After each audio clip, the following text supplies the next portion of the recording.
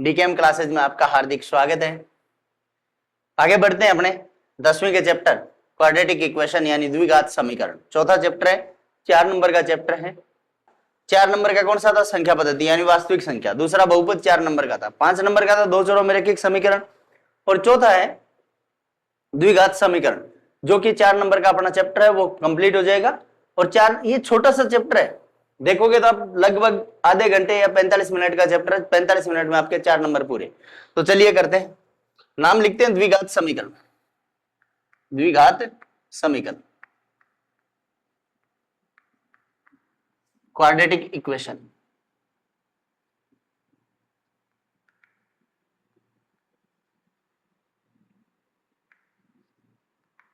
Quadratic equations, नाम से पता चल रहा है द्विघात यानी जिसमें चर की अधिकतम घात 2 हो, जिसमें चर की अधिकतम घात 2 हो, द्विघात समीकरण कहलाती है। रैखिक समीकरण की बात हमने की थी। रैखिक समीकरण किसे कहते हैं? जिसमें चर की घात 1 हो। यहां पे देखो क्वाड्रेटिक, क्वाड्रेटिक का मतलब होता है, क्वाड का मतलब होता है 2। ठीक है, क्वाड का मतलब क्या होता है? 2। इसकी स्टैंडर्ड फॉर्मूला की फॉर्म क्या होती है?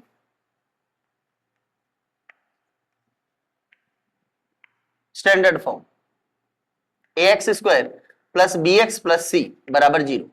जहां a बराबर नहीं होता 0 के, ये यदि 0 के बराबर हो गया तो ये इक्वेशन कौन सी बन जाएगी? रैखिक समीकरण। स्टैंडर्ड फॉर्म या फिर सामान्य सूत्र, क्या बोल सकते हैं इसको? सामान्य सूत्र।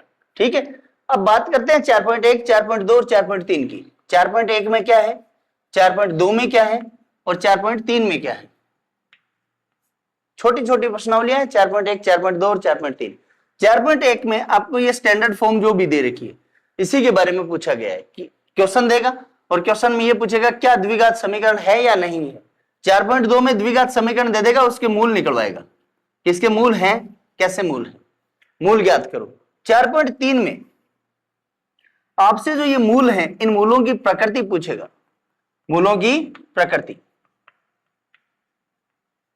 यानी nature of roots, nature of roots. जो द्विघात समीकरण के मूल होते हैं, इन मूलों की प्रकृति आपसे पूछेगा। ठीक है, तो बात करें हम 4.1 की।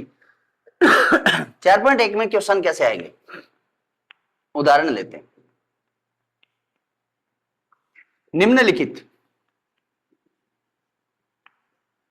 निम्नलिखित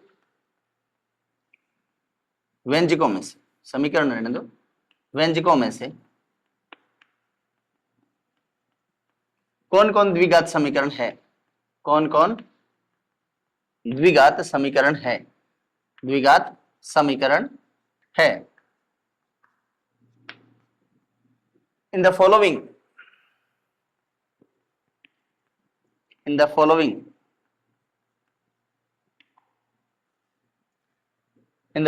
expressions,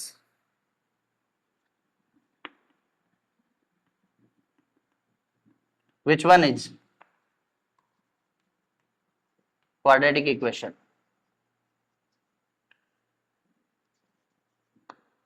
In the following, which one is a quadratic equation? देखिए पहला दे रहा हूं, x plus 2 whole square equals to x minus 4 whole square. दूसरा दिया मैंने x plus 4 whole square equals to 2 multiply x plus 4x, x plus 4, 2 multiply x plus 4। ठीक है, बात करें, चलिए देखते पहले की बात करते हैं। सॉल्यूशन पहला, x प्लस 2 का होल स्क्वायर बराबर x माइनस 4 का होल स्क्वायर। दोनों जगह स्क्वायर दे रखा है। देखते ये मत कर देना कि क्वाड्रेटिक इक्वेशन है क्योंकि स्क्वायर खोलेंगे तो ये स्क्वायर आएगा, नहीं, पहले इसको पूरा खोलना। a प्लस बी का होल स्क्वायर लगाएंगे तो क्या आ जाएगा? X square plus 2x plus 4। इधर भी a माइनस बी का होल स्क्वायर लगाएंगे तो x square minus 8x plus का 16 आ गया। सारे को उठा के इधर ले आओ, x square minus x square plus 2x plus 8x plus 4 plus 16, sorry minus 16, plus का इधर आके माइनस का हो जाएगा बराबर 0। एक्स स्क्वायर में से एक्स स्क्वायर कैंसिल हो गया, 2x और 8x कितना हो गया 10x। 4 में से 16 जाएगा माइनस का 12 बचेगा बराबर 0। क्या ये क्वाड्रेटिक इक्वेशन है? अपना जो जनरल फॉर्मूला है ax square plus bx plus c, इसके साथ मैच हो रहा है क्या? नहीं हो रहा, मैच नहीं हो रहा। इसका मतलब ये given expression is not a quadratic equation. Given expression is not a quadratic equation. Quadratic equation दी गई, दिया गया व्यंजक द्विघात समीकरण नहीं है। अगला चेक करते हैं, x प्लस 4 का होल स्क्वायर यानी a प्लस बी का होल स्क्वायर लगाओ, x square plus 8x plus 16 बराबर, यहां 2 से मल्टीप्लाई करो 2x प्लस 4 को मल्टीप्लाई करेंगे 8, पूरे को उठा के इधर ले आओ, x square plus 8x minus 2x plus 16 minus 8 बराबर 0। यहां क्या इक्वेशन बन रही है क्या? 8x प्लस 6x प्लस का 8 बराबर 0। हाँ, ये क्वाड्रेटिक इक्वेशन है। क्यों है?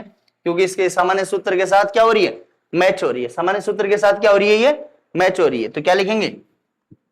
हाँ, दिया गया व्यंजक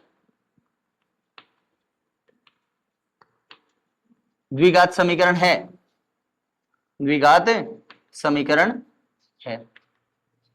ठीक है, दिया गया व्यंजक द्विघात समीकरण है। ये बात तो आपके 4.1 में पूछी गई है। 4.1 में बस यही क्वेश्चन मैंने कि दी गई समीकरण, ये आपसे ऑब्जेक्टिव टाइप क्वेश्चन में पूछेगा।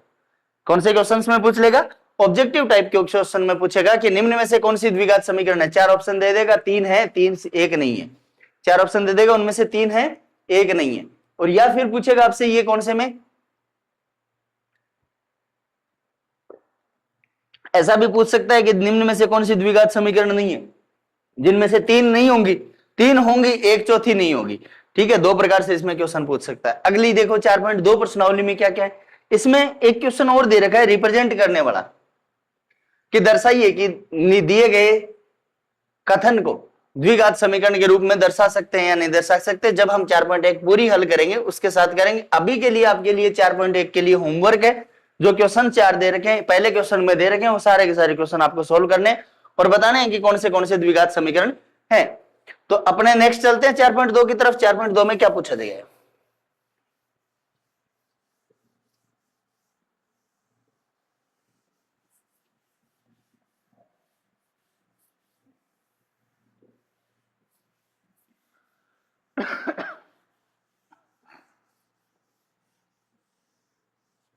हमारी जो द्विघात समीकरण है इसका सामान्य सूत्र यानी जनरल या standard formula ax square plus bx plus c बराबर 0।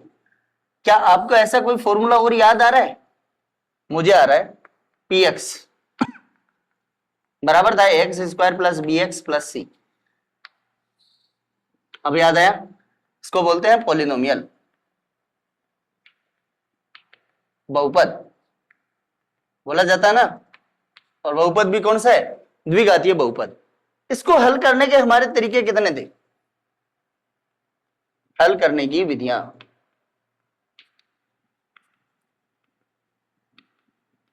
Methods of solve.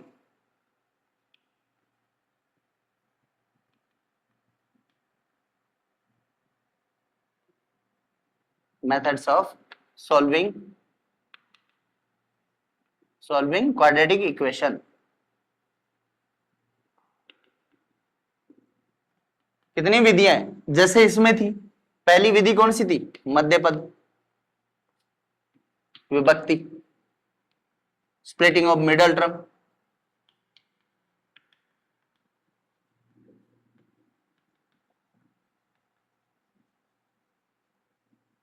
दूसरी श्रीधर आचार्य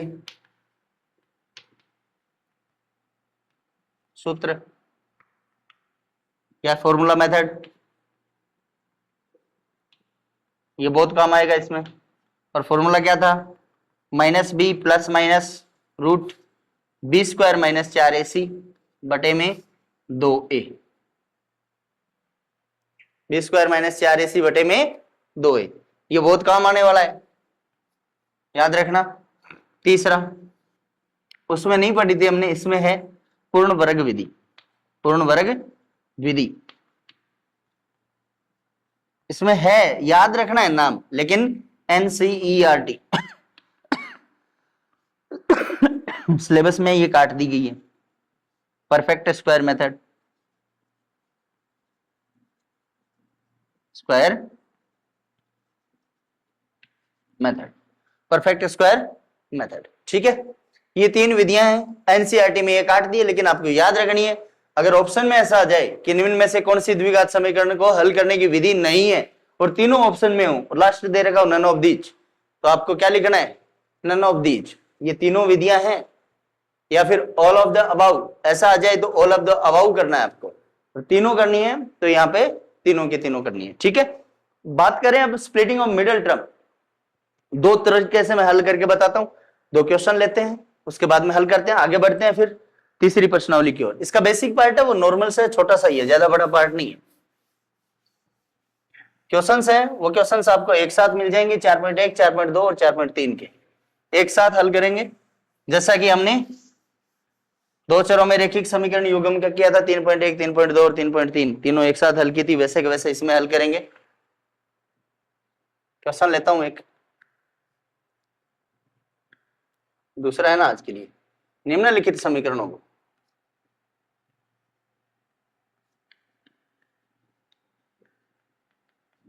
के मूल ज्ञात कीजिए। Find the square root of the following equations. Find the roots of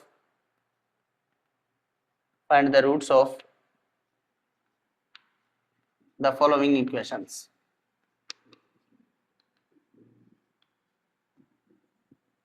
दे रखी है पहली,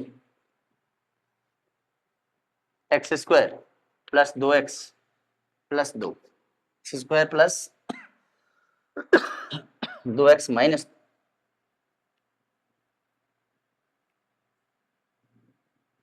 एक्स स्क्वायर प्लस 2x आया, इसके लिए तो -3 करना पड़ेगा। दूसरा x square minus 7x minus का 30। चलिए देखते हैं, सॉल्यूशन करते हैं।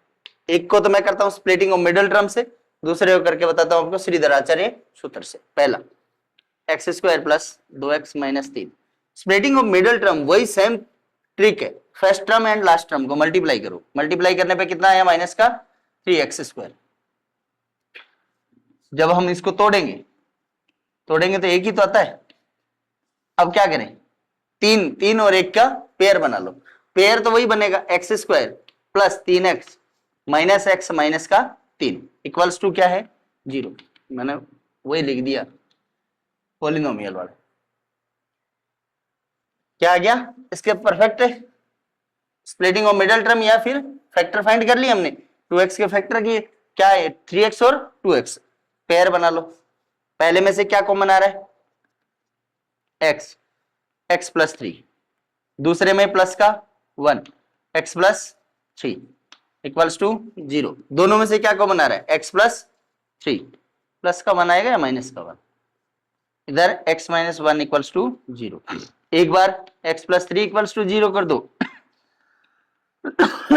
x माइनस 1 इक्वल्स टू 0 कर दो, x equals to minus 3 and x equals to 1।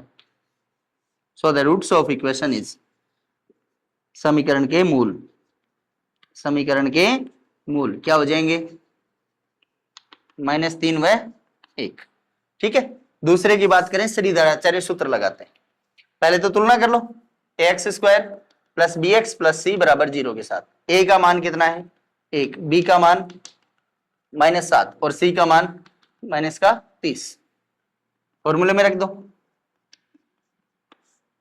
b square minus 4ac बटे में 2a, b की जगह माइनस का 7 प्लस माइनस अंडर रूट -7 का स्क्वायर, -4 गुणा में a की जगह 1, c की जगह माइनस का 30 बटा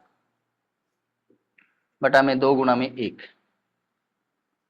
7 प्लस माइनस 7 7 49, 3 चौक 12, 120 प्लस का 120 बटे में 2, 7 प्लस माइनस रूट 169 बटा 2 कितना आ गया बताओ। 169 का वर्गमूल क्या होता है 13 बटे में 2। एक बार आप इसको प्लस में कर दीजिए बटा 2 और एक बार कर दीजिए माइनस में बटा 2। 7 और 13 20, 20 बटा 2 10, माइनस का 7 में से माइनस 6 बटा 2 माइनस का 3, 10 और माइनस का 3। ये आपका क्या आ गया उत्तर, ये रूट आ गए। ठीक है, इस तरीके से आपको 4.2 हल करनी है। यहां तक आपके 4.2 कंप्लीट होती है। 4.2 के बाद में चलते हैं 4.3 की तरफ। तो प्रश्नावली 4.3। अब 4.3 में है क्या, मैंने क्या कहा था आपको, श्रीधराचार्य सूत्र याद रखना है। ठीक है, श्रीधराचार्य सूत्र से हम क्या ज्ञात करेंगे, डिस्क्रिमिनेंट ऑफ क्वाड्रेटिक इक्वेशन यानी द्विघात समीकरण का विविक्तिकर। अब भाई विविक्तिकर क्या होता है उसी से तो बताएंगे। 4.3 में नेचर ऑफ रूट्स यानी द्विघात समीकरण के मूलों की प्रकृति, ये 4.3। अब देखिए नेचर ऑफ रूट्स,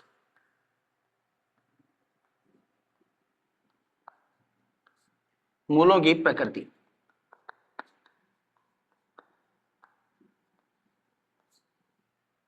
मूलों की प्रकृति ज्ञात करने के लिए अपने को द्विघात समीकरण का विविक्तिकर ज्ञात करना होता है। और द्विघात समीकरण का विविक्तिकर क्या होता है, द्विघात समीकरण का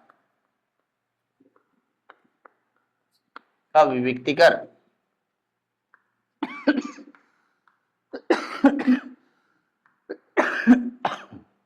बी स्क्वायर माइनस 4ac होता है, जिसको डी से लिखते हैं। किससे डिनोट करते हैं, डी से। इसको किससे लिखते हैं हम, डी से, यानी डिस्क्रिमिनेंट ऑफ क्वाड्रेटिक इक्वेशन।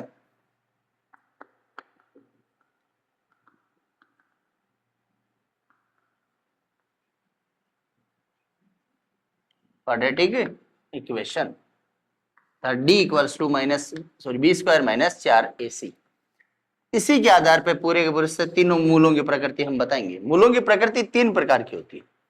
मूलों की प्रकृति कितने प्रकार की होती है, 3 प्रकार की होती है।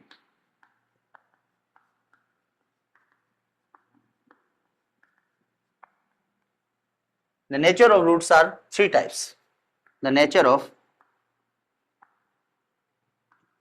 roots are 3 types. If d is greater than 0, then the roots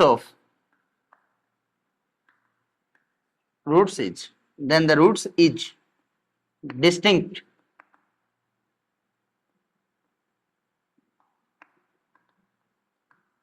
distinct and different. If d equals to 0, d is greater than 0, then the roots is distinct and different. यदि d 0 से बड़ा है तो समीकरण के मूल भिन्न तथा वास्तविक होंगे। वास्तविक तथा भिन्न होंगे। वास्तविक तथा भिन्न होंगे।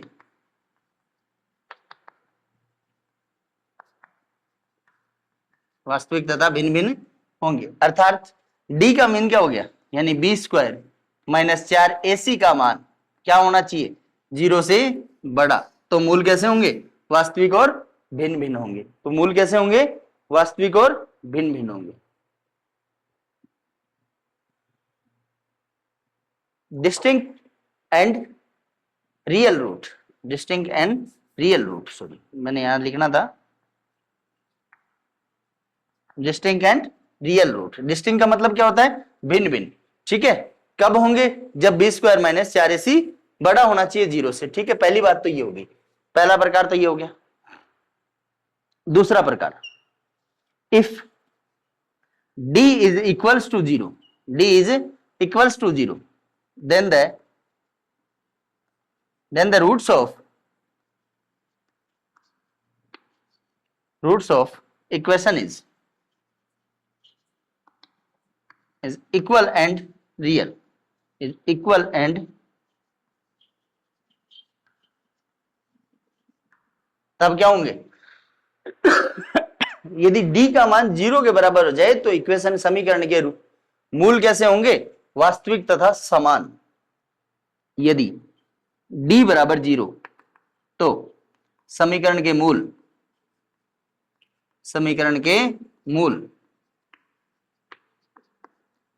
मूल वास्तविक तथा समान होंगे, वास्तविक तथा समान होंगे। यहां से क्वेश्चन देखना आप कितने प्रकार से पूछे जा सकते हैं। आपको सीधा ये दे देगा d is equals to 0 then the roots of quadratic equation is, वहां पे आपको क्या लिखना है? डिस्टिंक्ट एंड रियल, या वास्तविक तथा भिन्न भिन्न। या फिर ऐसे दे देगा ऐसी द्विघात समीकरण जिसके मूल क्या हो? वास्तविक तथा भिन्न भिन्न हो, तो d का मान क्या होगा? तब d का मान क्या होगा? 0 से बड़ा।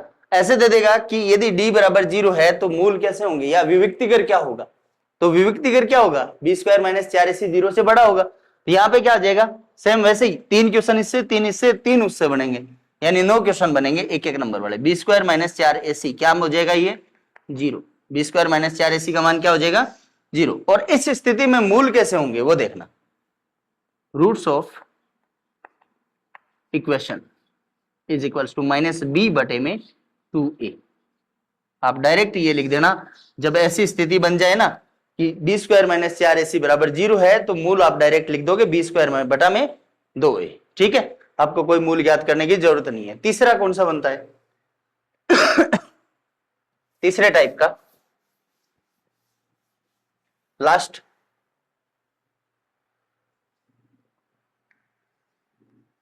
if d is less than 0 then the roots of quadratic equation is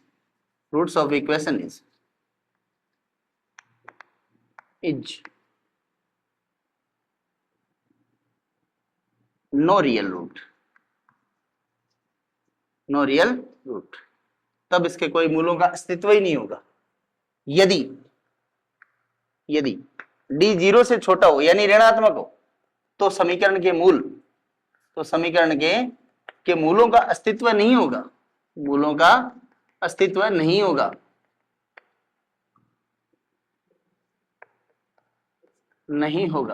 तब मूलों का क्या नहीं होगा? अस्तित्व ही नहीं होगा।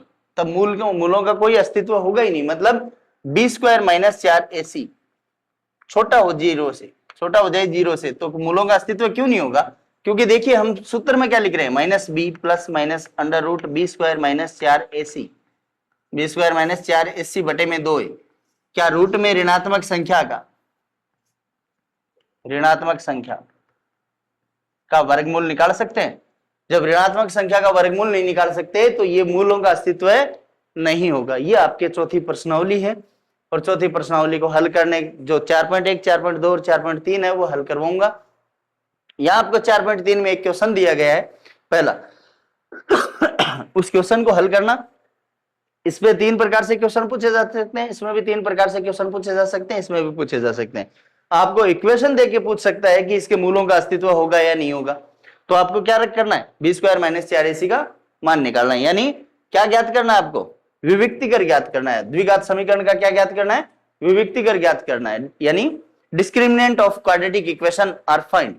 जब आप डिस्क्रिमिनेंट फाइंड कर लोगे, डिस्क्रिमिनेंट क्या है? b square minus 4ac। ठीक है, इसी के साथ ये चैप्टर का यहाँ बेसिक पार्ट कंप्लीट होता है। आगे आप क्वेश्चन सोल्व कीजिए और 4.1, 4.2, 4.3 में हल करवा दूंगा। एक साथ आपको वीडियो मिल जाएगा, सेम वो भी इतनी देर का होगा, लगभग आधे घंटे का वीडियो होगा। आधे घंटे में तीनों चैप्टर सोल्व करवा दिए जाएंगे। तो देखते रहिए और बने रहिए डीकेएम कोचिंग क्लासेस के साथ में, आपको 100 में से 100 नंबर पक्के दिलवाए जाएंगे। धन्यवाद, मिलते हैं अगले वीडियो में इसी समय। ठीक है।